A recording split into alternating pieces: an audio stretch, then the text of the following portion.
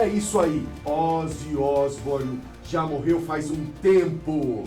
E agora, notícia quente de última hora. Batman e todos os seus... aquele grupo que fica com ele, aquelas pessoas que ele dá uns pega, decidiu sair porque não terão mais a cabeça arrancada. Esse é mais uma notícia para o Minas Urgente. E aí, Lucas? Fala pessoal da Hollywoodcast, estamos aqui mais uma vez com o nosso podcast e hoje temos o nosso podcast. E hoje nós temos uma presença ilustre aqui, jornalista, apresentador e galã, Ricardo Bagnetti. Valeu, galera. Pô, que surpresa. Eu tô aprendendo com vocês aqui essa abertura aqui, porque eu preciso aprender muito para chegar nesse patamar aí. Obrigado pelo convite, bacana demais. Tá aí, Léo, Lucas. Obrigado, a gente que agradece muito o seu convite. Por ter aceitado o nosso convite. Não, mas eu tô lisonjeado, porque vocês já começaram lá em cima, assim, o padrão, Hélio de la Penha e tal, e aí pega um conterrâneo aqui, falei, pô, tô com moral com os caras, hein? Quase achei que ele ia falar assim, vocês já estão começando lá em cima com o Ricardo Bagnetti. Não, mas eu sou espectador, eu tô acompanhando o movimento. Falei, já caramba, tô legal, tá bacana, parabéns pra vocês. Dos 5 telespectadores, um deles é o Bagnetti. Muito feliz com isso. Mais uma notícia pro Minas Urgente. Mas, Bagnetti, antes de ser o Bagnetti, quem era o Ricardo? Antes de começar como jornalista. Pô, filosófico isso, né, cara? Bacana. Vamos lá, eu sou nascido em São Paulo, capital, e vim para Uberlândia moleque. E meu pai sempre foi livreiro, meu pai sempre trabalhou com livro. Então o Bagnetti, antes de entrar para comunicação, já era envolvido com livro, né? Porque naquela época pai não deixava, não dava moleza. É água, viu, gente? Desculpa aí. Relaxa. Pai não dava moleza para menina, então já me levava para a livraria cedo. Então você lavava banheiro, amarrava livro, fazia serviço de banco e tal. Então sempre fui envolvido com livro, desde moleque. Aí tinha livraria, a gente tinha uma banquinha de livro no fórum e eu ficava envolvido com essa turma aí, do livro e do direito. E caminhava para o direito, né? Porque sempre vendeu livro jurídico e tal. Então tem muitos amigos advogados, promotores daquela época. Mas a comunicação, ela meio que apareceu assim, por acaso. No meio do caminho, me envolvi, entrei para a comunicação e nunca mais saí. Apesar de ter uns livrinhos lá, depois eu vou te contar essa história dos livros. Mas o Bagnetti, antes de ser jornalista, comunicador, era vendedor de livro. E aí isso em São Paulo? Isso já em Uberlândia, já morando em Uberlândia. Ah, já estava morando aqui. Você veio para cá com quantos anos? Eu vim para Uberlândia com 10 anos. Vim para cá molecote, né? Aí veio a família toda e eu trabalhava lá com meu pai nos livros e depois, né, fiz escola, porque você faculdade. não tem um sotaque. Eu falei, nossa, mas ele é de São Paulo. Ah, mas já deu tempo de perder, né? E essas andanças aí, então é meio mineiro, meio goiano, tem a história de Goiás também. A gente é aciganado. Eu dei uma pesquisada sobre a sua trajetória, né? Em 2014 você foi contemplado como cidadão goiano. Você viu, cara? Eu vi, cara. E eu fiz um discurso todo elaborado, né? Porque eu sou paulistano de nascimento, mineiro de criação, goiano de coração e agora de papel passado. E a galera... Só tinha minha família, só. Né? Você foi quase o Chico Buarque. O meu pai era paulista, não é? Meu avô pernambucano. E aí só tinha os amigos e a família, mas foi aplaudido, foi legal. Colou o discurso, foi bacana. Aí, ó, você tem a família. O apoio familiar é uma coisa que a gente nunca teve, né, Léo Siqueira? Nunca. Eles nem assistem nosso podcast, nossos shows, nada que a gente faz. Mas eu não divulguei as lutas clandestinas pra minha depois família. Eles vão saber. Mas, Bagnetti, você começou bem cedo no jornalismo, com 19 anos de idade. Cara, essa história do jornalismo, eu preciso te contar que foi o seguinte. Eu tinha toda a tendência do direito, livro de direito, envolvido com o pessoal do fórum e tal. Naquela época, a Uberlândia tinha... Como é que era? Tinha um curso de direito na UFO, né? Não tinha comunicação. E na época, a Unitri era o NIT, que era FIT na época. E ela tinha o curso de Direito e tinha o curso de Jornalismo. Aí, então, o foco era fazer direito, não passei no direito na UFO e fiz e não passei no direito na FIT, e a segunda opção foi jornalismo. Falei, cara, legal, as histórias se conversam e tal, vou começar fazendo esse curso de jornalismo, continuo fazendo cursinho, depois eu entro pro direito. E nesse meio tempo, depois eu faço, eu nunca fiz, entendeu? Aí o jornalismo ele começou a fluir na prática, porque no início é chatão, né? É muita teoria e tal. E quem entra fala em jornalista já pensa em televisão, em rádio, você quer fazer. Então no começo era mais teoria e eu fui ali me preparando para o direito. A hora que o negócio virou prático, eu falei, opa, me encontrei. E nessa eu fiquei, fiz o curso de jornalismo. E aí no meio da faculdade, era um curso de 4 anos, hoje nem existe mais o curso de jornalismo, né? Vocês sabem. Na Unitri não tem mais. Na Unitri não tem, tem na UFO, e né? na Unitri, a Amanda Marques mandou um beijo pra você. Opa, minha contemporânea. Formamos juntos. O não existir é justamente isso, entendeu? O diploma de jornalismo, ele meio que perdeu a validade, deixou de ser obrigatório. Então, muitos cursos fecharam por conta disso, entendeu? O cara vai investir 4 anos da vida dele ali, tá certo, é conhecimento, mas é pouco valorizado depois por conta do diploma. Então, a própria Unitri, onde eu me formei, não tem mais o curso. Eu tenho uma sobrinha que é jornalista, ela foi a última turma, ela fechou a tampa lá na Unitri por conta disso, entendeu? E qual é a sua opinião sobre não ser mais obrigatório o diploma de jornalista? Você acha que tira a credibilidade da profissão? Cara, a comunicação, todo mundo é um grande comunicador, né? E, inclusive agora com a internet, que todo mundo tem acesso, todo mundo tem voz ativa, o diploma, ele acaba sendo mais técnico do que de talento. A gente está falando de técnica do que talento. Sim. Mas a parte chata do jornalismo que eu falei lá no início, você estuda sociologia, psicologia, filosofia, teoria da comunicação, ética, entendeu? E isso faz a diferença na formação de um profissional, né? Porque você precisa ter credibilidade. A gente está falando aqui, então eu estou em TV há 30 anos. Né? E a credibilidade da informação, ela é essencial. Tanto é que na hora de você contratar um profissional, nada impede de você contratar um profissional que não tenha formação acadêmica, mas o cara é super talentoso e o cara, enfim, investiu no conhecimento dele, entendeu? Mas eu penso o seguinte, existe duas vertentes agora. Eu acho que talvez seria interessante algumas áreas voltarem a ter diploma. Isso aqui é uma opinião minha. Sim. Isso aqui não é ciência, não, ó. Sim. Já sabe. Porque, olha só, a gente está com uma concentração de uma galinha. Cada dia menos a gente consegue parar em frente a uma televisão, um seriado e prestar atenção naquilo lá. Porque, por exemplo, um seriado hoje é 30 minutos. Cara, 30 minutos. Nós somos mais ou menos do mesmo ciclo ali. Você é um pouco antes de mim, dos anos 70, eu sou dos anos 80. Mas a gente tem ali aquele ciclo de parar, assistir, ver a vida acontecer de certa maneira, com uma coisa, cada coisa no seu tempo. Hoje não. Hoje a galera é tudo acelerado. As tecnologias que eram para facilitar a vida deixaram mais difícil. Então, assim, por exemplo, hoje a gente pega talentos. Vamos falar de talento. Tem muita gente comunicando. Mas comunicando o quê?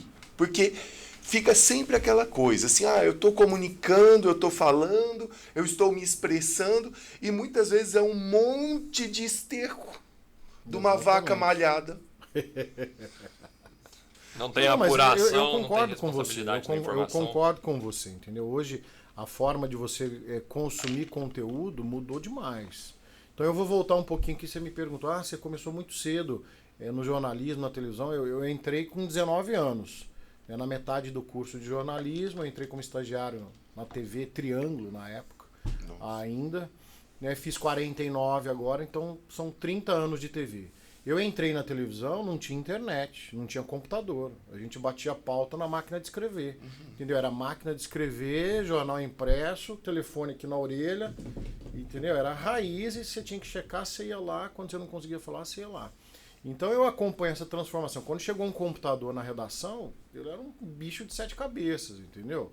E a gente tinha que se adequar. E a gente trabalhava com fita. O cinegrafista ia pra rua, filmava, se a fita arrebentasse, se não conseguisse remendar, você perdia todo o conteúdo.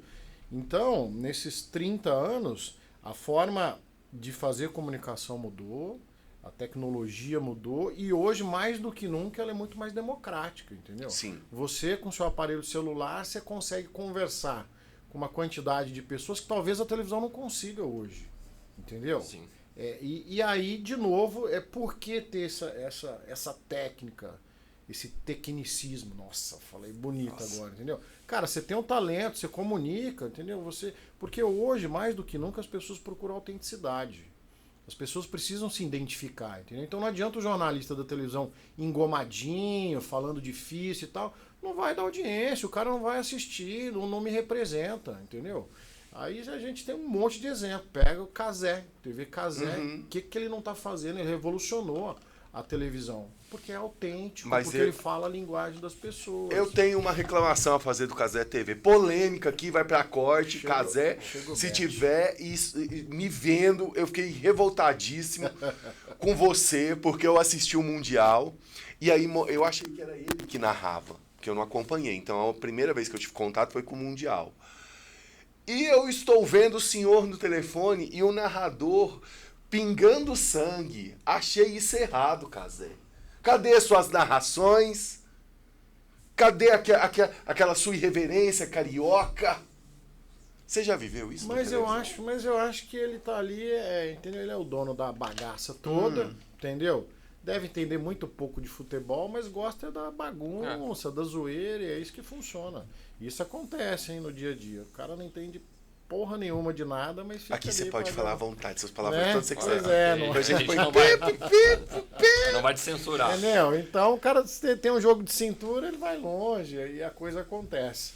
Mas é isso, sabe? Então, por exemplo, vocês são grandes comunicadores aqui da cidade de Uberlândia, com shows de vocês, com humor, aí vocês estão na internet, agora com o projeto do podcast. É isso, entendeu? As pessoas se identificam, então tem seu público. Você pode ter certeza que tem seu público aqui, tem o meu público na televisão, tem o público na internet.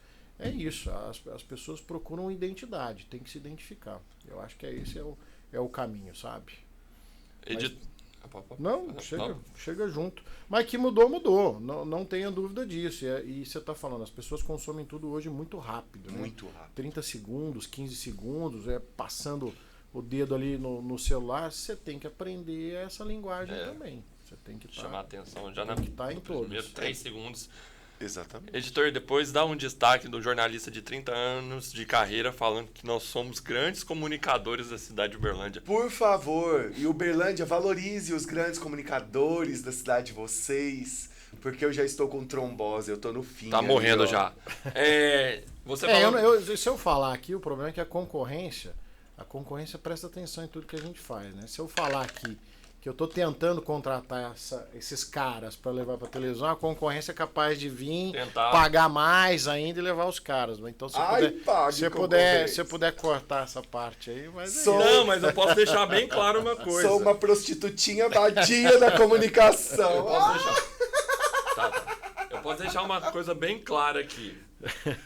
Dentre todas as concorrências, a gente chamou você para participar do podcast. Então você já tá... Me sinto lisonjeado.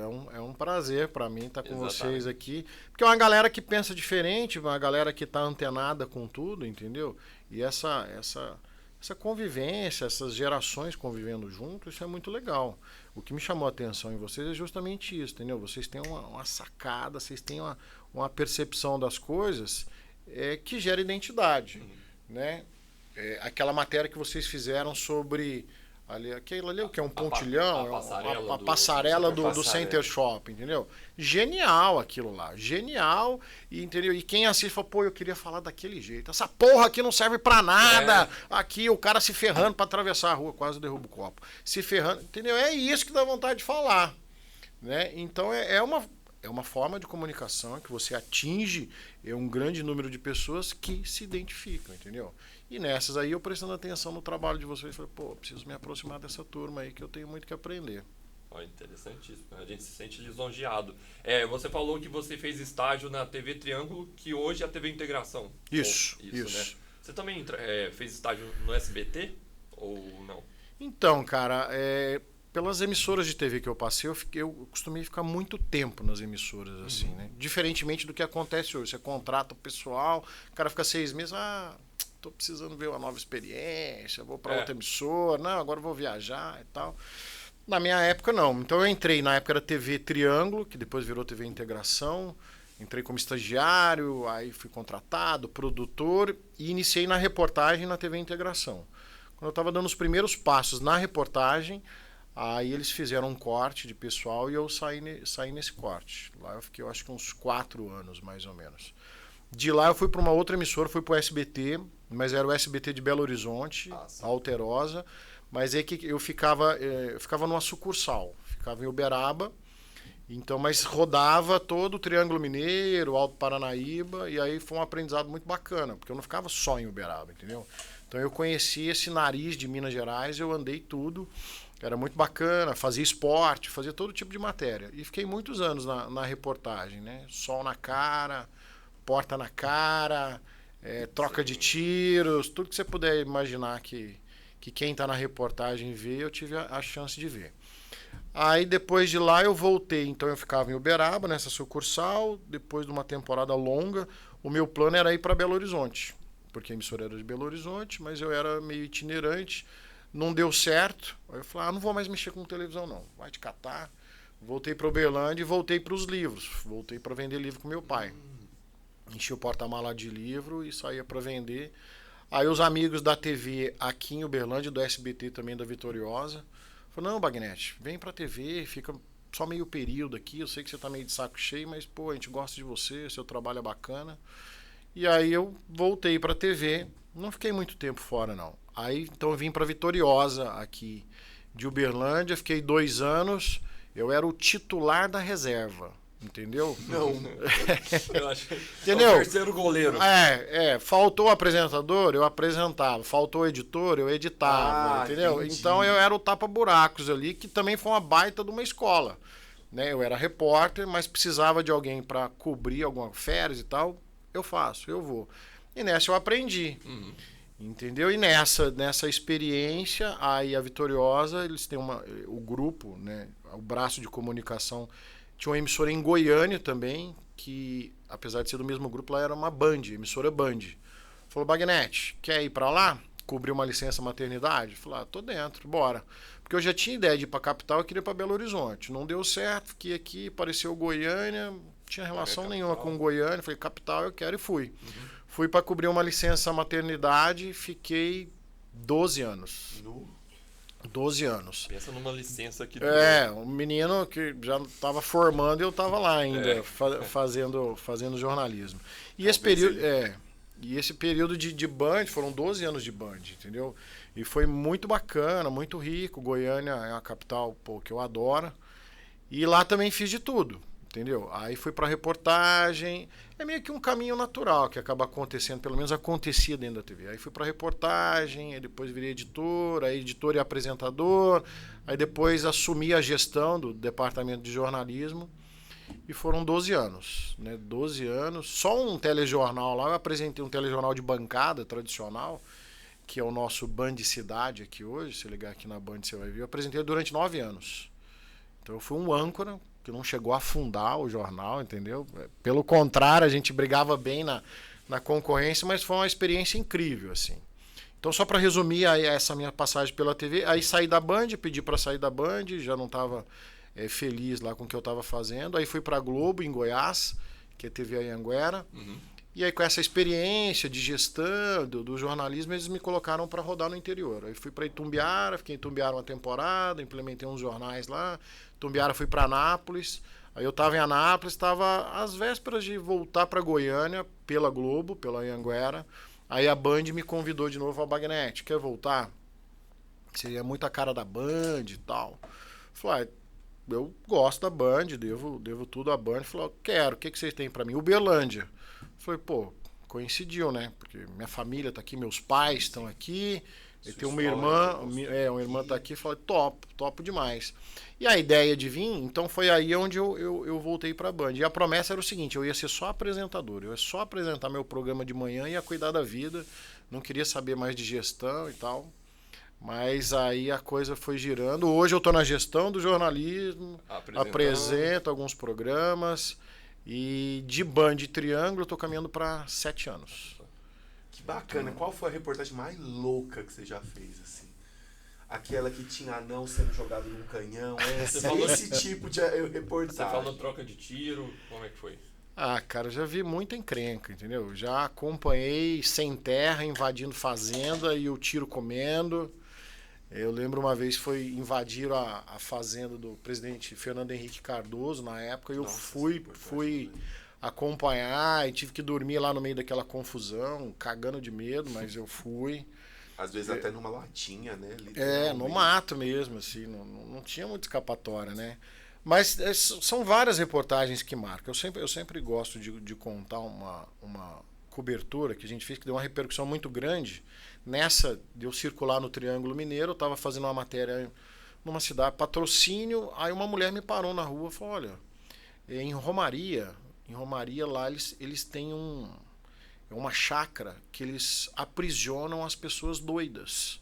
Né? As famílias não querem cuidar dessas pessoas e eles mandam lá para esse manicômio, chácara, dê o nome que quiser. Vai lá ver essa história, porque é muito triste e tal, eu conheço. Aí ela me passou essa informação, plantou essa semente na minha cabeça e entrei em contato com a direção em Belo Horizonte e falou, ó, tem uma história sim, aqui no município perto, deixa eu ir lá conferir essa história. Porque normalmente você trabalha pautado, fala, hoje você vai fazer a matéria tal, hoje você vai entrevistar o fulano. E essa apareceu do nada no meio da rua, aí a direção do jornalismo acreditou, falou, vai lá ver, o não você já tem. Aí eu fui, eu e o cinegrafista, a gente foi na cidade, foi se informando, tal, até descobrir o negócio. Então era fora da cidade, era na zona rural, e chegando lá era bem isso, era uma clínica para deficientes mentais, né? Era tratado assim, dessa forma. Era tratado assim, dessa forma. E aí a gente foi entender assim, as famílias que não tinham condição de cuidar dos seus doentes, ou não queriam aquelas pessoas, mandavam para lá. Entendi. A pessoa responsável, aí ela tinha acesso ao benefício do INSS, porque essas pessoas são aposentadas, ele ficava com esse dinheiro, com a promessa de cuidar dessas pessoas. Só que quando a gente chegou lá, cara, o negócio remetia a um presídio, assim, sabe?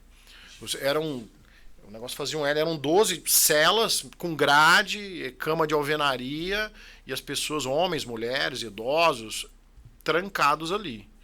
Aí eu cheguei, mas o cinegrafista, falei, cara, esse negócio tá errado. E eu falei, já liga a câmera, já vai com a câmera ligada, porque se você chegar lá pro pessoal barrar, não, porque o cara já sabia que era irregular. Mas a gente já chegou na esperteza ali, cinegrafista muito ativo, câmera ligada, a gente chegou, tinha só um caseiro lá. E o caseiro, muito inocente, de boa, nos recebeu e foi contando a história, entendeu? Eu falei, não, aqui é uma chácara que a gente recebe os doentes, a gente pega o dinheiro da família e cuida e tal. E o cara foi contando, eu falei, posso ver? Pode. E remédio? Ah, não, tem um remedinho para cada um aqui que a gente tem hora certa para dar, mas de vez em quando a gente precisa dar um sossega-leão nisso, porque eles ficam muito agitados e tal, e câmera ligada. Ele falou, não, ontem, inclusive, esse menino aqui, ó, eu levei ele para tomar sol aqui, ele surtou, ele pegou um cachorrinho aqui, quase esquartejou o cachorro, quebrou o cachorro todo e tal, eu peguei e amarrei ele na corrente, falei, como é que é? Eu falei, não, eu amarrei ele na corrente, eu falei, mas como assim? Eu falei, não, eu vou te mostrar, aí o cara foi lá, pegou a corrente, o cadeado, pegou o jovem, amarrou o cara lá, e o cinegrafista filmando tudo, falei, cara, que loucura isso daqui. Na inocência, entendeu? Ele pegou e abriu o jogo e contou como é que funcionava. Não, e você vê o cara amarrado na árvore com uma corrente? Pô, aquilo era chocante. E aí eu saí de lá com essa puta história na mão, né? Aí falei com o meu editor, falei, cara, o negócio lá é pior do que a gente imagina. É muito pior do que a gente imagina, entendeu? O cara, ele meio que... A família despacha essas pessoas pra lá. O cara tem um compromisso de cuidar, porque recebe o benefício, mas não cuida. É um remédio para todo mundo, tudo igual. E cada um precisa de um tratamento diferente. Os caras são amarrados na corrente e tal. Cara, a hora que a gente colocou essa matéria no ar, mas deu um rebuliço, porque aí envolveu o município, que não fiscalizava. Então foi atrás do cara que era responsável pela chácara. O município, a Secretaria de Saúde do município, que se conhecia... fazia vista grossa e foi atrás da Secretaria Estadual de Saúde, como que você permite uma coisa dessa, afinal das contas. Foi uma revolução, entrou o Estado, interditaram a clínica, né? Devolveram os doentes para as famílias e tal. Falei, pô, isso é um lado social do jornalismo, a gente conseguiu resgatar essas pessoas. Falei, pô, né? Você se sente... você fez parte da história e resolveu um problema. Falei, legal, beleza. Isso me marcou. Aí passou um mês e meio, a gente começou a receber ligação, a pessoa veio atrás de mim. Falou, cara, tá acontecendo um BO aqui na cidade com os doentes, lembra? Eu lembro. Pois é, devolveram os doentes para as famílias, mas as famílias não têm condição de criar, de cuidar. Soltaram os caras na rua, entendeu? E os caras, se lá estavam sendo maltratados, amarrados na corrente, os caras estavam vivendo com indigente na rua. E, cara, foi um peteco o negócio, assim, sabe?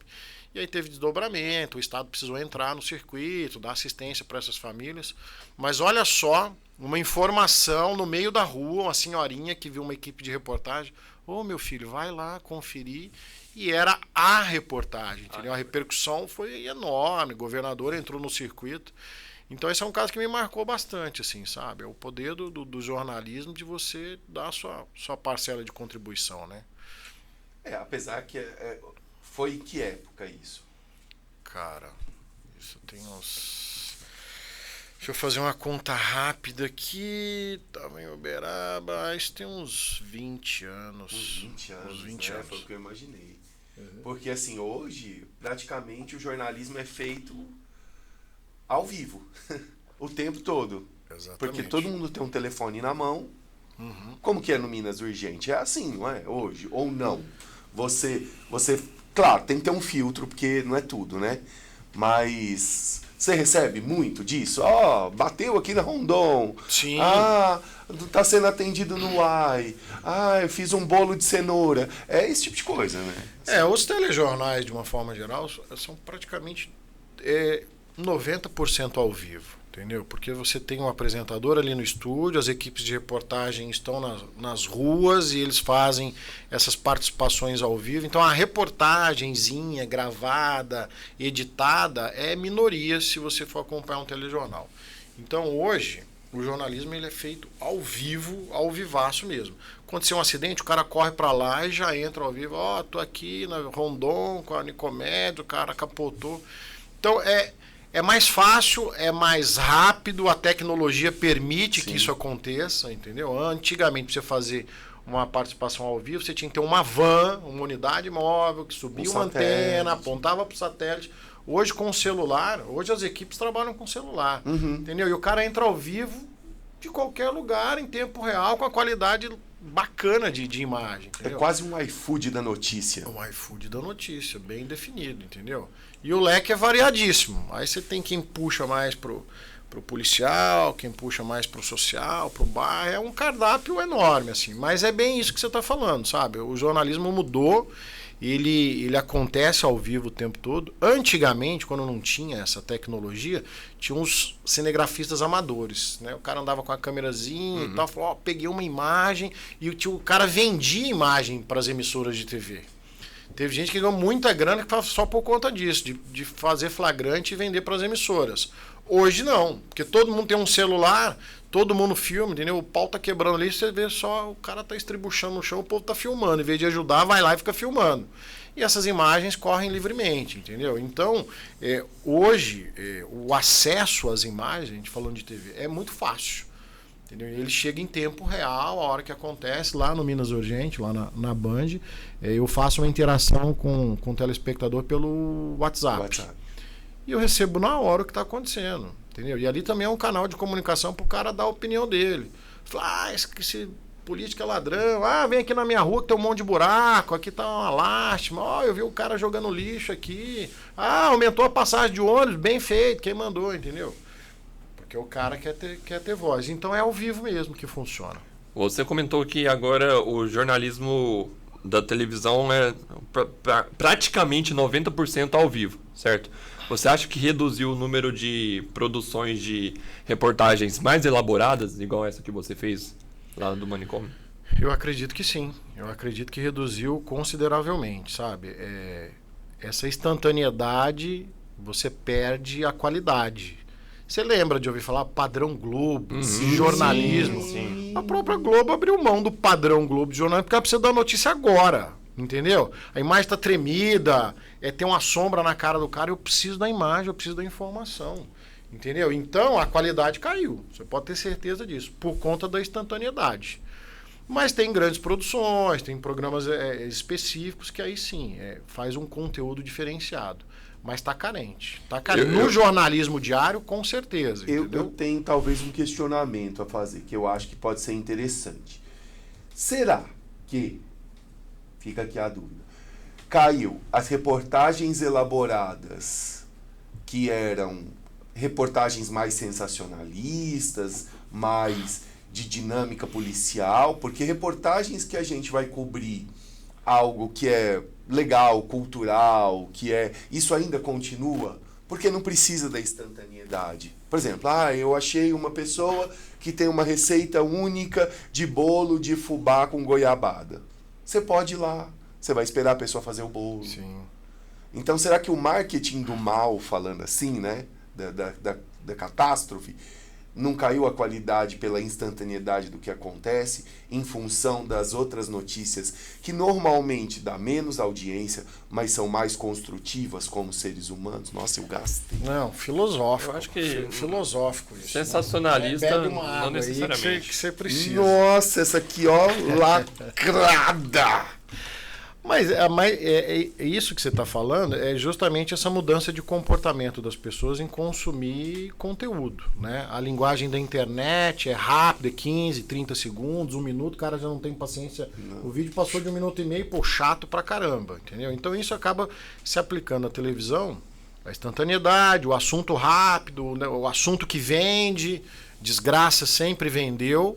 Mas também a mudança de comportamento, as pessoas estão meio cansadas disso, entendeu? Então, o grande desafio, por exemplo, de um editor é justamente isso. Você trazer um cardápio que você consegue balancear ali de forma que o cara não saia de frente da televisão com a depressão, que ele só viu desgraça, entendeu? Mas você tem que trazer conteúdo que, sabe, que vai fazer diferença pro telespectador, para quem está consumindo aquela notícia. Desgraça vende por quê?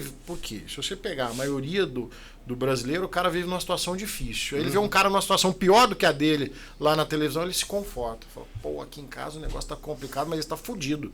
O caminhão passou em cima do cara de bicicleta. Vende, entendeu? A gente está falando da psicologia do negócio.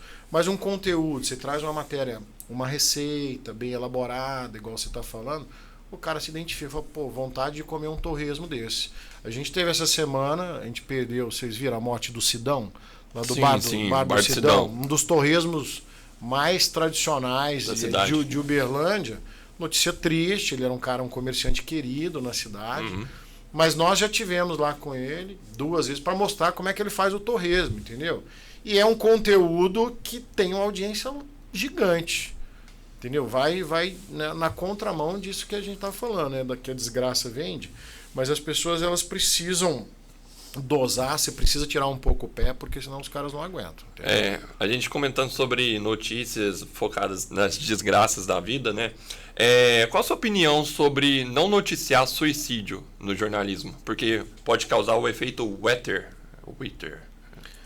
Então, por muito tempo foi meio convencionado nas emissoras, nos meios de comunicação, você não noticiar suicídio, porque senão você acabaria incentivando outras pessoas a cometer o se mesmo ato. auto-exterminar. É meio que uma convenção, meio que uma questão ética e tal.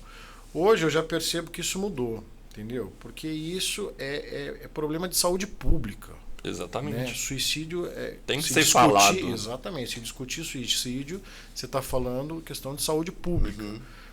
Lógico, você tem maneiras de conduzir o assunto, ele é muito sensível, você tem que se colocar no lugar da família daquela pessoa que tirou a própria vida. Imagine você, sua família passou por uma situação como essa e o pessoal gritando aos 4 cantos e mostrando aquelas imagens terríveis, entendeu?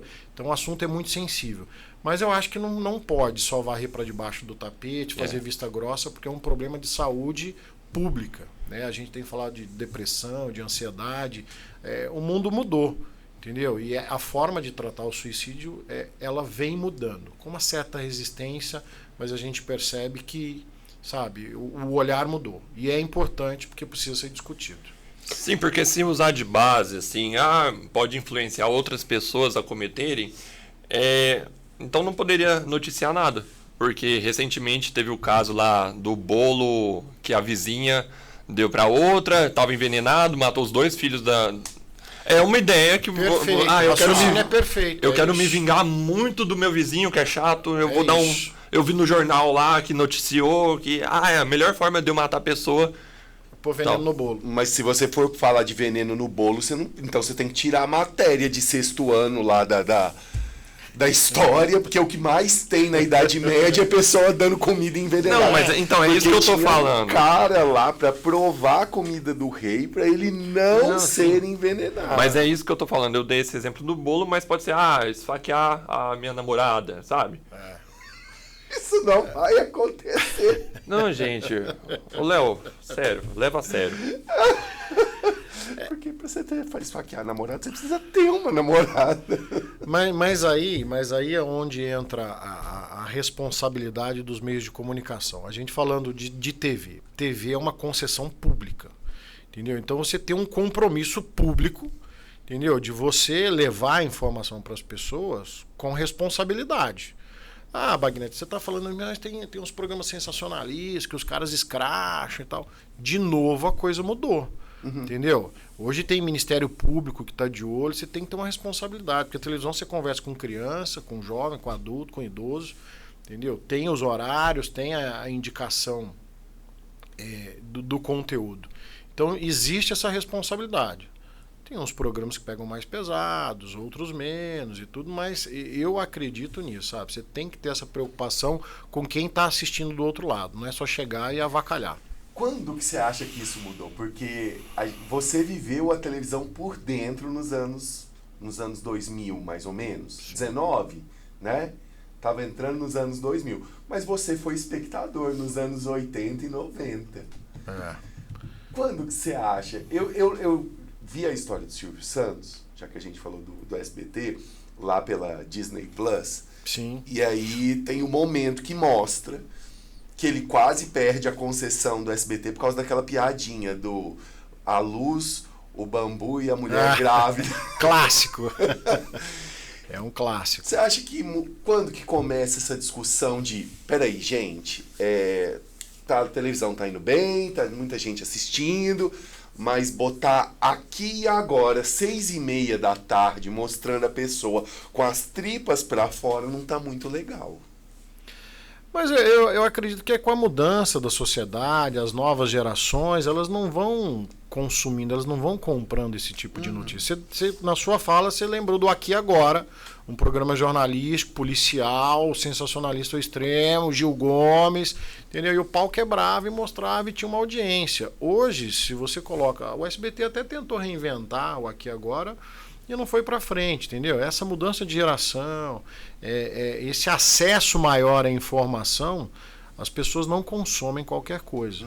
Entendeu? Nessas minhas andanças de jornalismo aí, eu lembro, enquanto editor, da gente colocar uma imagem no ar, um negócio que aconteceu no Pará. Eu estava em Goiânia, mas aconteceu no Pará, uma imagem de um cara, parece que o cara... Não sei se está envolvido com droga, uma traição. Fato é, pegaram o cara, amarraram ele no para-choque de um carro, meteram fogo e saíram arrastando o cara na estrada de terra. E isso foi no ar. Cara, você colocar um negócio desse no ar, você fecha a emissora de televisão, sai todo mundo preso, entendeu? Mas isso já rodou no ar. Sem nublar a imagem, sem nada. O cara amarrado no para-choque de um carro, os caras jogaram gasolina, meteu o fogo e saiu arrastando o cara. Olha que... Entendeu? Não tem mais espaço para isso. As pessoas, o telespectador, e aí onde eu falo da importância do papel da internet. Hoje a televisão, a comunicação é uma via de mão dupla. Né? Até então, quando a gente não tinha essa voz da internet, o jornal pegava, despejava aquilo para a população, o cara consumia, no máximo aquilo ali dava um debatezinho entre a família, entre os amigos, e morria ali a história, entendeu? Hoje não. Se o cara na televisão falar uma bobagem, o pessoal vai na internet e cancela ele na hora, literalmente, porque tem voz ativa. Entendeu? Eu já vi casos, gente conhecida, que o cara se meteu numa fria, o pessoal fez pressão na rede social, o cara perdeu o emprego, o programa saiu do ar. Entendeu? Eu vou falar só um nome sobre isso, Cleiton. Cleiton. Não lembra desse caso do Cleiton? Ah, sim. Lembrou? Cleiton. Não posso falar mais do que Cleiton. Foi o... Ah, eu esqueci o nome do Senão a jornalista. gente vai de vac. Eu esqueci. É, o William Vac. Foi o William Vac. Que isso, era isso que eu queria falar. Foda-se, tô nem aí. William Vac. Foi o William Vac que chamou o cara de preto. Você tá falando... Não, mas eu Liberal. já vi histórias assim, de racismo, de discriminação, entendeu? Que as pessoas não aceitam. A gente está pegando isso como exemplo, mas para falar justamente isso. Hoje o telespectador, o cidadão tem voz ativa. O cara, ele se pronuncia. E é o que eu falei, lá no programa a gente abre o WhatsApp pro cara pegar e falar o que ele pensa, entendeu? Falar, duvido que você vai ler esse negócio no ar. E eu leio. Ele falou, pô, cara, você falou. E o cara criticando, falou, o cara falou aqui que eu tô falando bobagem, que não é nada disso. Falei pra você que eu ia ler, entendeu? E falando nisso, o que passar e o que não passar, você já sofreu pressão, censura, essa é a palavra, censura política de alguma empresa, de algum dono da emissora? Tipo, tira essa matéria no ar, isso vai me prejudicar. A gente, talvez com patrocinador, às vezes. Cara, eu não usaria essa palavra censura, entendeu? Eu usaria o seguinte, é uma mediação que acaba acontecendo. A imprensa, antes de mais nada, ela é uma empresa, né? E ela precisa faturar, ela precisa vender, entendeu? E tem que ter um jogo de cintura sem você comprometer a ética do negócio. Mas não é manipular. A palavra é você dar as... Jogar de acordo com as regras. Eu também fugiu a palavra. Eu tava com essa palavra. É manipular, entendeu? Você tem várias formas de dar a mesma notícia. Entendi. Eu sou uma concessão pública, eu não posso mentir para você.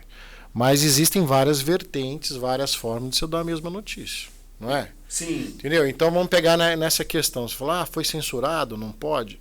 Não tem como você censurar. Mas vou te dar um exemplo clássico. Procon foi no supermercado X e apreendeu 0,5 tonelada de carne vencida. É notícia, a gente está falando de saúde pública. Como é que eu não vou informar isso? Mas o cara é anunciante da TV. Putz, como é que faz? Se você escracha o cara...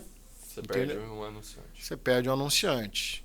Mas você tem que dar a notícia, entendeu? Então você vai dar a notícia, vai mostrar a carne podre, você vai mostrar que o fiscal esteve lá. Mas você não vai mostrar o supermercado, por exemplo. Eu não preciso dar uma ênfase na marca do cara, na fachada, entendeu? Mas ainda assim eu preciso falar, e eu preciso dar voz pro cara falar, e essa é uma regrinha básica do jornalista, você tem que ouvir os dois lados, e aí você dá o espaço necessário pro cara, que ele sendo seu cliente ou não, para que ele se defenda. Fala, foi um erro, não sei o quê, vamos reparar, entendeu? Você não pode varrer para debaixo do tapete. Mas a forma de você conduzir a informação, entendeu? Você pode preservar um pouco mais. E a gente viu isso, se a gente for falar de política, a gente viu isso, as emissoras, entendeu? Não é tomando partido, mas uma mais tendenciosa para cá, outra tentando ficar mais neutro. Acontece. É isso que eu iria te perguntar exatamente agora. Sua opinião sobre a polarização da verdade. A verdade é algo subjetivo, né? Mas do fato, a polarização dentro do jornalismo. Cara, também tá ligado de anunciante, de pessoas serem não, donas, eu acho que é mais linha editorial, entendeu? Eu acho que está mais envolvido com isso. A política não, nem a questão comercial, ela vem em primeiro plano, mas é mais uma questão de linha editorial. É uma questão da própria gestão das emissoras, né? Se a gente pegar o que aconteceu no Brasil recentemente, ficava claro, nítido e notório, entendeu? A emissora A, ela pendia para um lado, a outra pendia para o outro, um tentava ficar no meio do caminho. Teoricamente neutro. Teoricamente, entendeu? Mas o telespectador não é bobo. O cara sabe o que está acontecendo, entendeu? De novo eu repito, nem a emissora A, nem a emissora B deu a informação errada para você, mentiu. Mas aqui ela destacou a cagada do cara e aqui ela destacou a benfeitoria que o cara fez. É o viés da notícia, entendeu? Eu posso te falar que no jogo de futebol, o Flamengo ganhou do Corinthians, né? Ou eu posso fazer ao contrário, pode dar o Corinthians ganhou do Flamengo, mas aí eu posso... Não, o Corinthians deu uma lavada no Flamengo. Flamengo cava a vitória no último minuto. Entendeu? É isso. É a mesma notícia, é a mesma informação. Isso se aplica à política, se aplica a tudo, entendeu? Os caras têm a forma de você conduzir a notícia. Eu não menti para você que o Flamengo ganhou, o Corinthians perdeu, ou vice-versa. Mas eu destaquei a vitória de um ou destaquei a derrota do outro. É isso. E a polarização, falando da política, é nessa proporção, entendeu? Acho que o exemplo ele casa muito bem. Tinha emissora que só destacava as coisas ruins da gestão. O outro enaltecia, entendeu? E o telespectador, ele consome aquilo ali e ele tira as próprias conclusões. Mas aí acabou dividindo a própria população. Então o cara que era mais de direita, ele seguia a emissora da direita. O cara que era da esquerda e a emissora que tomou essa posição da esquerda. Que é uma grande tolice, entendeu? Você tem justamente ver o contraditório para você entender o que o outro pensa e você poder argumentar. Porque senão o cara fica bitolado aqui, ó. Eu só vou nessa linha, mas você não sabe o que o outro está debatendo, entendeu? Você não tem nem o argumento contrário. Mas aí é que está uma grande questão. Acredito que a emissora, como uma concessão pública, e você como jornalista tem esse cuidado. Porém, a internet deu voz e democratizou muita coisa, certo? Deu voz até para os idiotas. Hein? Exatamente. E aí o que acontece? É muito mais fácil a idiocracia vencer. É muito mais fácil uma notícia idiota viralizar do que uma notícia... É muito mais fácil vamos usar um termo jornalístico, uma barrigada viralizar, do que uma notícia com fontes, com checagem, com fatos ali descritos. Então, quando eu falo até os idiotas têm voz, é justamente o cidadão que ganhou espaço para expor o que ele pensa, entendeu? Mas às vezes o cara não acrescenta nada. A informação está lá, o cara só sabe criticar, não tem base nenhuma para criticar, mas ele quer tumultuar o negócio. Quando você fala do lado de cá, de quem faz a informação, a barrigada, eu vejo de duas formas. A barrigada, o cara errou, o cara cometeu uma gafe. Se ele errou, dependendo do erro, é crime. Sim. Ele vai ser responsabilizado por aquilo. Ele vai responder na justiça. Mas dependendo da barrigada, o cara vai virar meme. Sim. Entendeu? O cara vai virar piada, aí vira entretenimento. Então, o erro ali na televisão, o erro nos meios de comunicação, tem essa linha tênue. Se o cara pisou na bola e deu a informação errada, entendeu? O Léo foi pego roubando chocolate no supermercado. E aí fica provado por A mais B que você não roubou, a televisão vai ser responsabilizada. E tem uma cacetada de processos que acontece isso, principalmente nessa questão do meio policial. Mas se o Bagnete vai lá, enrola a língua e não consegue falar, cai na internet, vira meme e a coisa acontece, entendeu? Essa é a questão. Ou é crime, ou é piada, ou é chacota. Do outro lado, quem comenta, eu vejo muito o seguinte, às vezes a pessoa não tá nem aí, não sabe o que está acontecendo, mas faz questão de dar a opinião dela só para criticar, não acrescenta nada. Então é isso, né? Mais do que nunca a comunicação ela está mais democrática, todo mundo tem voz, mas quem faz profissionalmente tem que ter o cuidado, entendeu? Tem que ter essa preocupação, tem que se colocar no lugar do outro, porque senão você vai entrar na contramão. Você acha que muitos jornalistas ou pseudo-jornalistas hoje em dia estão mais preocupados com o interesse do público que o consome do que o interesse público no geral? Porque vende mais, porque atrai mais as pessoas que já consomem suas tipos. Cara, o jornalista, antes de mais nada, ele é empregado, né? Então ele tem que ler na cartilha do patrão, é fato. Entendeu? Mas o que eu percebo é o seguinte, a audiência é o que paga a conta. Então você tem que tentar entender o que o telespectador quer ouvir. O que a gente falou, você tem mais crime, você é mais sensacionalista, você traz um conteúdo mais leve, porque as pessoas não aguentam mais. Então aí tem as pesquisas de audiência, tem o Ibope, justamente que te balizam para você ver o que o telespectador quer assistir. Entendeu? Você traz um programa só porrada e você vê se ele está performando na audiência, fala, eu vou dar mais porrada. Você traz um programa só notícia pesada e a audiência caiu, entendeu? O editor aqui, ele vai ter, cara, eu preciso mesclar isso melhor aqui, porque eu não estou conseguindo conversar com o público que eu preciso conversar. E a audiência é o que manda, a audiência é o que põe preço nas coisas, entendeu? Você vai fazer um anúncio numa emissora que ela tem a audiência lá em cima, ele vai te cobrar mais caro. Você vai anunciar com a outra emissora que a audiência é mais baixa, entendeu? O valor... proporcional. Exatamente. Então, é um jogo. Essa questão de mercado, questão de audiência, porque aí entra o outro fator, internet, de novo. A televisão ela não tem a hegemonia que ela tinha antigamente. Eu não falo que a televisão perdeu a audiência para a internet. A televisão dividiu a audiência com a internet. Entendeu? Porque você está consumindo TV com o celular na mão. Né? A maioria das vezes. Você está consumindo internet com a televisão ligada. Entendeu? Então ela dividiu. Aí as pessoas que perguntam, Bagnete, mas você acha que a televisão vai acabar, então, que a internet vai acabar com a televisão? Não vai.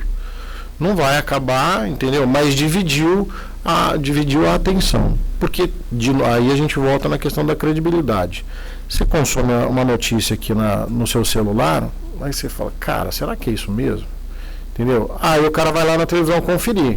Então ela chancela se o negócio é verdade ou não. Hoje a gente trabalha talvez mais desfazendo notícia errada do que trazendo notícia nova. Isso é fato. Mas então, de novo, a questão da audiência. A televisão ela dividiu a audiência com a internet. Ela não vai acabar. Ela precisa se reinventar para concorrer com a internet. Muitas das vezes a internet pauta a televisão. Né? O negócio que explode aqui na internet primeiro, depois vai para a TV.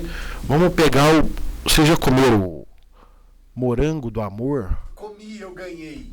Eu ganhei o morango do amor da minha vizinha, obrigado. O morango do amor é isso, cara, entendeu? Um inferno. Eu quase quebrei o dente comendo assim. Tinha creme, brulê.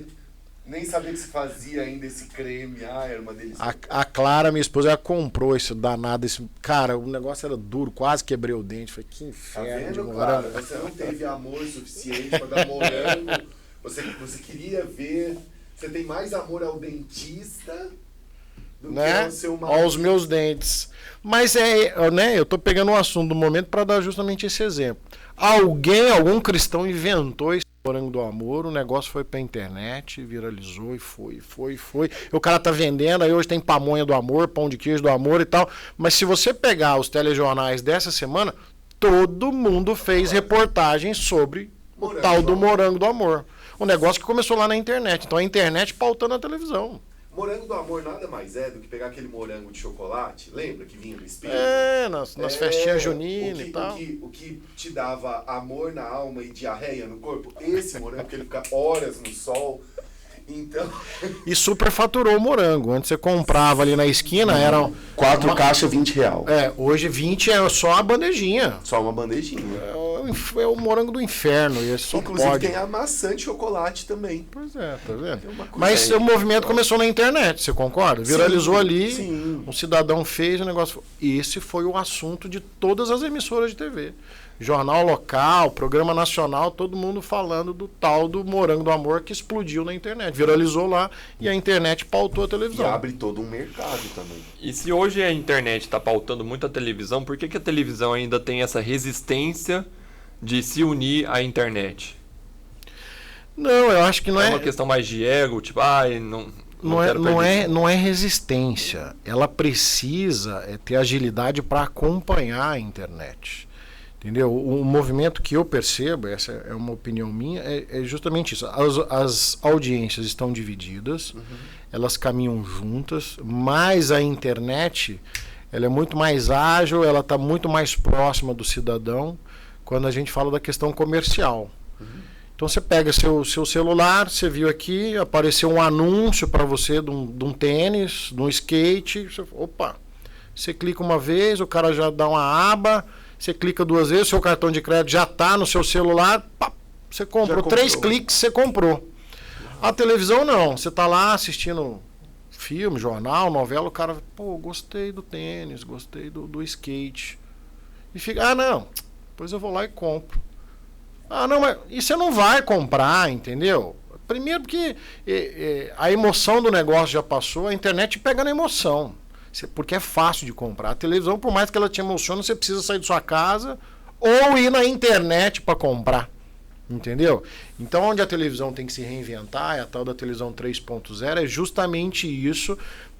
Então, não é resistência à internet. Ela precisa competir, ela precisa fazer igual à internet para ela continuar sobrevivendo comercialmente. Porque é isso. Você está lá assistindo Masterchef. Fala, pô, eu vi a faca que o chefe cortou, que era uma faca daquela. Ou você vai ter que ir lá na loja comprar, ou você vai no seu celular e você vai comprar online.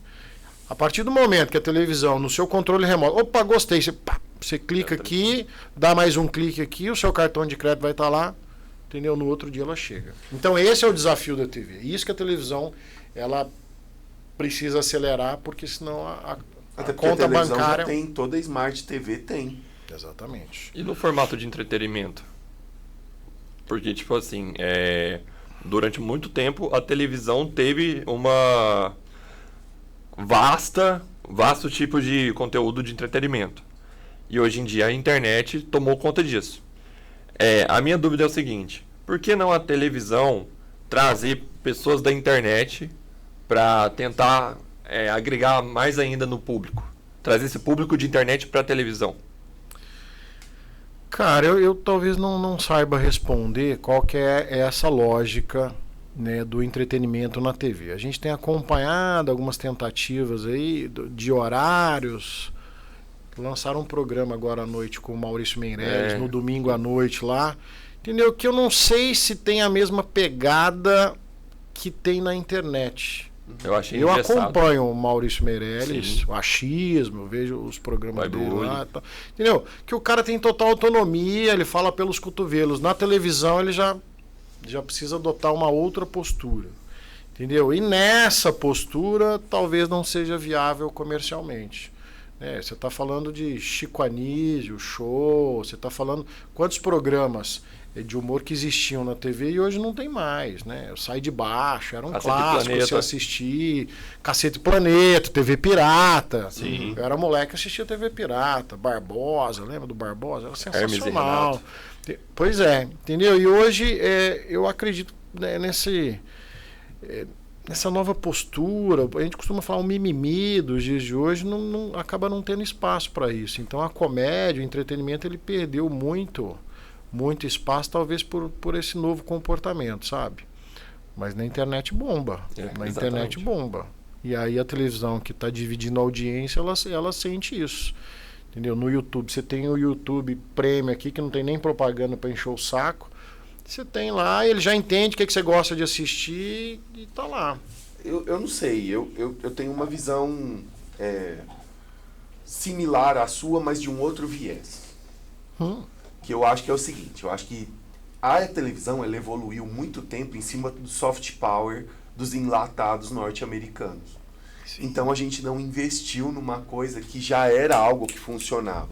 Eu vou falar um nome, por exemplo, de várias séries que eu acompanhei desse autor, desse produtor, que era o Chuck Lorre. Chuck Lorre e o Bill Berry. Não lembro se eu sei que é Berry o sobrenome do cara. Mas o Chuck Lorre fez Two and a Half Men, depois ele fez Modern Family, depois ele fez The Big Bang Theory, aí ele fez Young Sheldon. Eu só tô te mostrando aqui as que eu acompanhei. Sim. E o Brasil não investiu nisso. A gente teve ali o TV Pirata, que foi totalmente revolucionário.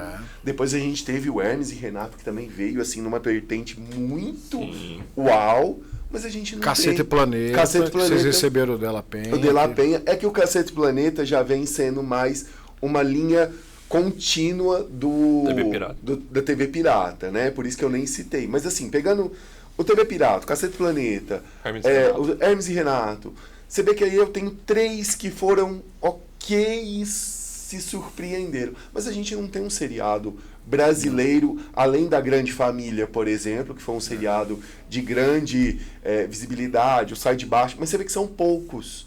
Já no... Os últimos foram tapas e beijos e olha lá. Não, talvez um herói da resistência é a Praça é Nossa. A Praça é Praça Nossa. é Nossa, quinta-feira, no SBT. Tá na entendeu? teimosia, tava na teimosia do Silvio Santos até ele morrer. Agora a gente não sabe o Agora a futuro. gente não sabe o futuro. Mas o mimimi que eu tava falando é o politicamente correto, Sim. entendeu? Pega as piadas que o Cacete Planeta... Não vamos lá na TV Pirata, não. Vamos aqui no Cacete Planeta. As piadas que eles faziam naquela época, hoje elas não são aceitas na TV. Você lembra da novela Chocolate Cumprimenta? O Hélio reagiu com a gente. Entendeu? É uns negócios que hoje não tem espaço. Então vamos mais longe. Os Trapalhões. Os Trapalhões, todo domingo, 7 horas da noite, antes do Fantástico. Entendeu? Era um programa de humor com a pegada infantil que conquistava a família inteira. As piadas dos caras hoje não tem espaço, entendeu? Mas Então, será que não é reinventar? Pois mas aí é onde você falou. Não conseguiram se reinventar? Eu acho que espaço para isso. Assim, comercialmente funciona? Eu te confesso que eu não sei. Assim, a gente pode usar um exemplo desse programa novo que nem sei o nome aí do Maurício Meirelles na Globo, que, igual você falou, você acompanha o trabalho dele, vê que Eu na assisti internet... um pedacinho na TV e achei chato. Pois porque achei é bobão. moldado demais. Você tem que seguir dessa forma. Você não vai ter a liberdade artística, a liberdade para realmente ser quem você é na internet. Então eu acho que isso já mata um pouquinho da atração da coisa, sabe? Do tesão de assistir. É bem isso, é bem isso. Então eu nessa questão do entretenimento, eu tô mais como telespectador do que quem trabalha em TV. E tem essa percepção que você está falando mesmo, entendeu? Os caras não conseguiram se reinventar, não conseguem prender a atenção, e aí não é viável comercialmente, a coisa... E tira o cara do ar. Acho que limita muito. A televisão, ela tem um problema que é o seguinte, ela fala assim, isso não é você, isso é a televisão no geral, isso é uma visão minha sobre a televisão. Não sofre, não. Aquele cara bomba, dá certo. Se eu juntar aquele cara com esse, vai dar super certo. Aí põe um monte de estrela super bombada junto, que notoriamente não tem entrosamento, porque eles são estrelas sozinhas. Exatamente. Aí estrela que muito brilha não faz constelação, é mais ou menos isso. Exatamente. Né? A constelação a gente precisa ver, uma brilha aqui, depois outra brilha lá, e a gente forma a constelação. Então acho que a televisão, se ela quiser realmente se reinventar, e aqui fica a crítica, porque o programa é nosso. A gente fala o que a gente quiser, Pronto, ninguém vai censurar a gente. Você tira do canal. Exatamente. Aí, pronto. Pô, isso é legal, hein? E se não gostou, pode dar aí. hate também, que é engajamento pra gente. Eu prometo não ser debochadinho com você, haters. Amo vocês. Toda vez eu sou debochadinho, vocês fogem de mim. Mas é nesse sentido. Às vezes falta a televisão investir naquele que é anônimo. Que foi mais ou menos o que aconteceu com o Cacete Planeta, quando o Hélio contou aqui. O Hermes e Renato também era anônimo. Era um grupo de pessoas que já tinham um entrosamento e engataram. Hoje, na contramão do que você falou, é muita estrela para pouco céu, entendeu? É muita gente querendo fazer sucesso, querendo estourar, mas não é assim, irmão. É talento, entendeu? É oportunidade. Mas eles ficam aí. Eu assim, meio que me decepciono, né, nesse ponto, né? Eu tava chegando aqui para gravar com vocês, eu comprei uns LPs ali, achei um LP do Balão Mágico. Pô, na minha época passava Balão Mágico, velho, entendeu? Hoje essa programação infantil, por exemplo, não existe em TV. É raro. Antigamente as manhãs nas emissoras eram dedicadas à programação infantil. Você tinha desenho, Tom e Jerry, você tinha TV Globinho, TV Animal, Eliana, Xuxa. Não tem. O que tem hoje na televisão na parte da manhã? Jornalismo, aqueles debates, o povo cozinhando, esporte. Porque programação infantil não vende, cara. Entendeu? Tirou por quê? Porque criança não é qualquer coisa que você pode anunciar. Criança, ela tem até o poder de convencimento, mas não tem o poder de compra. Então, se você parar para prestar atenção nesse movimento, né, porque a gente está falando de conteúdo, estamos falando de programação. Essa programação infantil, ela perdeu espaço nas manhãs das TVs há muito tempo. Né, porque você acreditava que criança estava em casa de manhã, assistindo televisão. Mas não, hoje o jornalismo ele acaba nas TVs 2 da manhã, 4 da manhã já tem jornalismo ao vivo porque vende, né? Assim, eu não sou comercial de TV. O meu negócio é jornalismo, tentar fazer parte dessa história. Mas a gente percebe a mudança, cara. É radical, sabe? Então estou falando, eu caminhando para 30 anos de televisão, mas tentando acompanhar a internet. A minha mulher, a Clara, ela é jornalista também. Trabalhou em TV, começou em TV, mas ela migrou para a internet, não volta para a TV. Entendeu? E aí eu tento acompanhar, porque é um outro mundo, é negócio, entendeu? Ele está brigando de igual para igual aí com todos os meios de comunicação. E eu, que sou mais antigo, tento acompanhar, aprender, e tem que estudar para você seguir, sabe? Porque essas mídias, elas convivem, não tem como. Uma não vai acabar com a outra, né? O rádio não acabou com o impresso, a televisão acabou com a rádio. A televisão não acabou com o rádio, entendeu? A internet não acabou com os livros estão aí. Exatamente. É isso, tudo convive junto. O tá tempo está estourado aí já? O seu perfil é do mercado municipal? Também, né? Aí, ó. Posso vender o peixe aqui? Pode. Vender o peixe, eu tô lá na TV, nessa câmera aqui. Eu tô lá na TV, né? Então vou vender o peixe TV. Eu sou o gerente de jornalismo lá na Band Triângulo, apresento uma porrada de programa. De segunda a sexta-feira, 12h40, Minas Urgente, 1h30 de jornalismo diário, cotidiano, comunitário, policial. Tô lá. O pessoal pode mandar mensagem que a gente lê ao vivo. Eu também. É o WhatsApp? Ixi, não vou saber. Sabe. 997931300, lembrei. Então esse é um programa diário que eu apresento um programa de entrevistas. É como se fosse um podcast, mas sem esses microfones elaborados aqui, que ele é gravado, vai ao ar aos sábados, todos os sábados, 10h para 7h. Ali você leva político, você leva empresário, você leva atleta. É um programa bem diverso. E apresento um outro programa, que foi ao ar agora de manhã, de 9 às 10 da manhã, chama Autos CarPlay, que é um programa voltado para esse negócio do mundo automotivo. Carro, gosto demais de carro, sou apaixonado, faço test drive e lá eu me divirto, entendeu? Então esse é o peixe. O outro peixe, aproveitar a audiência aqui, eu e a Clara, nós temos uma agência de comunicação, né, voltado para mídias sociais. Então, a nossa agência hoje, ela atende principalmente a área da saúde e a gestão de rede social. A gente faz desde o planejamento, a produção audiovisual, né? E aí a gente traz um pouco dessa expertise da televisão para o digital, faz a gestão das redes sociais, faz tráfego pago, que é o que está rolando. Eu também já falo às vezes que esse negócio de comunicação digital tá igual quadra de areia e açaí. Cada esquina tem gente fazendo, entendeu? Mas o diferencial é saber fazer, o diferencial é você fazer qualidade. Não bastasse os livrinhos velhos também, a gente tem um sebo, Senhor Sebo, segue lá, @Senhor Sebo, que aí eu volto às origens, né, que eu falei lá. Comecei com os livros com meu pai, voltei com os livros, a gente compra e vende livro velho, faz feira. Livro velho não, livro usado, tá bom? Porque aí ele vem com mais histórias ainda, então ele tem mais valor. Mas é isso. Vocês se deram mal, vocês chamaram um jornalista para conversar, o tempo é pouco. Se você quiser ficar aqui até umas 10 da noite, eu tô liberado, velho. A gente tem tempo por causa que os telefones, eles enchem. Aí... Então, vocês se deram mal. Apple, ajuda nós, patrocina nós aqui. Toda vez eu peço um patrocínio, eu vou fazer isso sempre. Ô Apple, ajuda a gente, nós precisamos de uns equipamentos decentes aqui, Samsung, vamos lá, empresas aí grandes, por favor, nossos telefones tá só com 64 GB, é pouquinho.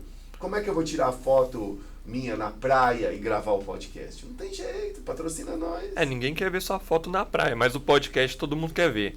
Ô, Bagnete, eu tenho uma pergunta pra você. A gente tava... eu vou fazer pergunta também, mas pode perguntar. Querendo ou não, a gente meteu muito pau na televisão. Mas eu quero saber de você, quais são as vantagens de fazer parte da televisão? A gente meteu o pau porque a televisão convidou nós. Cara, mas... Convida nós. Mas eu acho que não bateu na televisão, não. A gente não bateu, só fez não. Um questionamento mesmo. Não, mas eu acho que, se foi bater, bateu de leve, entendeu? Então é que eu me segurei mesmo. Mas qual é mesmo a sua pergunta? A pergunta quais são as vantagens? Ele vai me jogar esse copo na testa. Não, eu vou dar um tapa na cara dele aqui, ó. Da audiência, né? Desgraça a violência da audiência, né? Dá. Ah, ótimo. Olha o tamanho da minha mão. Assim. Tá, deixa eu perguntar pra ele. Deixa eu perguntar, foda-se. Magnético, quais são as vantagens, o prazer de trabalhar na televisão? O glamour?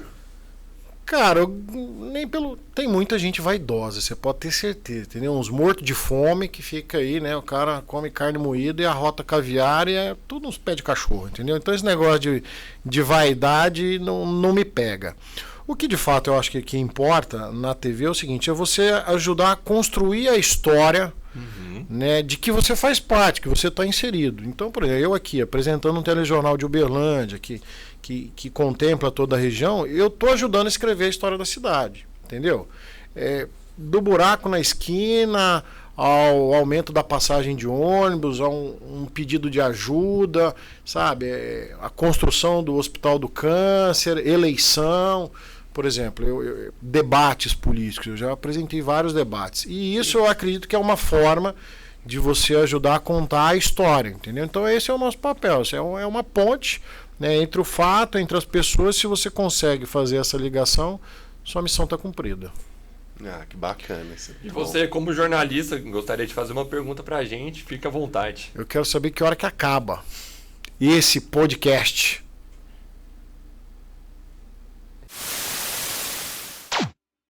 Vamos então falar dos nossos queridos patrocinadores que viabilizam esse podcast. Isso não significa que você que está aí do outro lado não possa patrocinar este inusitado e irreverente podcast aqui da Hollywoodcast na internet. Eu quero agradecer com muito carinho ao Banana da Terra, comida mineira da melhor qualidade, restaurante que fica ali na Belarmino Cota Pacheco, esquina com a Antiga 9. Você tem que... Já provou? Já fui lá, já tive lá, já. Você gravei com eles já. Gravou com eles. Então você já sabe que a comida é excepcional. E também tem um licor do Banana da Terra. Tem uma delícia licor do Banana da Terra. Vários licores, uma variedade tanto de comida quanto de licores, uma experiência gastronômica única num ambiente muito aconchegante e familiar. Também temos o fisioterapeuta Ayrton Senna Valverde, que é especializado em coluna, lá na Performa, que também é sua clínica. Se você tiver com algum problema de coluna, de lombar, do que for, se você for problemático igual o Léo, eu sou. Consulte lá no Ayrton Senna. Temos também o Noble Suites, o nosso querido hotel, nossa parceria. Se você quer se hospedar em um dos maiores e melhores hotéis da cidade de Uberlândia, Noble Suites. E olha, os preços são acessíveis. Então você, que às vezes é um pé de cachorro da televisão, pode se hospedar no Noble Suites, ter uma experiência de rei, pagando algo que seu bolso aguenta. Outro patrocinador muito querido que a gente também faz questão de falar aqui. Se você gosta de estar na moda, a Indiana Modas. Moda indiana de alta qualidade. Peças selecionadas com um olhar clínico. A Indiana está aqui para te deixar muito bonita. Você que gosta dessa cultura aliada à moda, vá à Indiana, que fica na Avenida Floriano Peixoto, esquina com a Rua Itumbiara. E também temos o restaurante Caramel. Você que gosta de uma comida nível Michelin, vá lá no Caramel, que fica... Estrela Michelin, que fica no Center Shopping e também...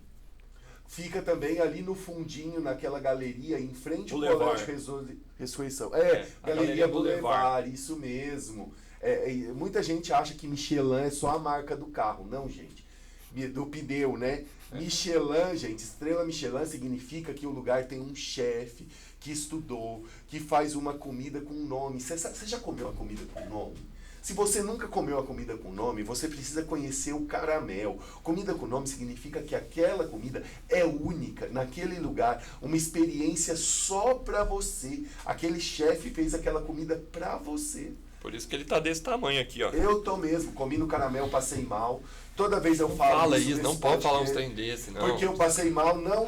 Porque ele comeu muito. Mal, porque eu comi demais. Você tem que esperar eu falar.